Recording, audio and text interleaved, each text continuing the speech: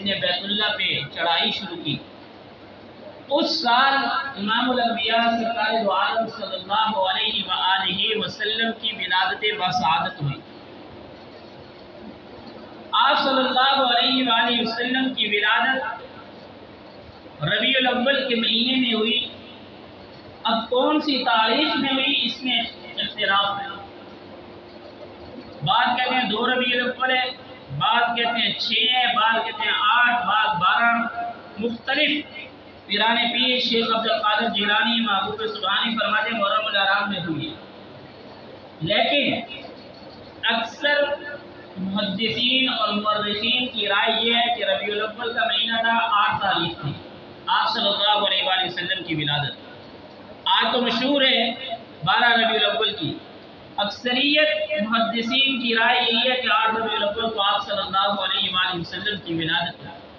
لیکن اس میں اختلاف ہے۔ آپ صلی اللہ علیہ وآلہ وسلم سے پوچھا گیا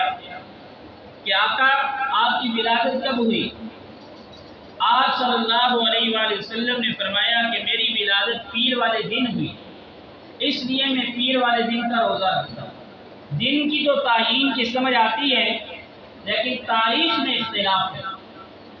اس کی وجہ یہ تھی کہ عبادت کے ساتھ، معاملات کے ساتھ اس ربیع آپ صلی اللہ علیہ وآلہ وسلم کی ولادت کا کوئی تعلق نہیں تھا، شریعت کے ساتھ اس کا کوئی تعلق نہیں تھا، اس لیے اس کی تعین میں بھی اختلاف ہے۔ لیکن آپ صلی اللہ علیہ وآلہ وسلم کا اس دنیا سے پردہ فرمانا وہ 12 ربیع الاول ہے، اس پہ سب کے سب محدثین اور مورخین اجتماع کرتے ہیں، سب جمع ہیں کہ آپ صلی اللہ علیہ وآلہ وسلم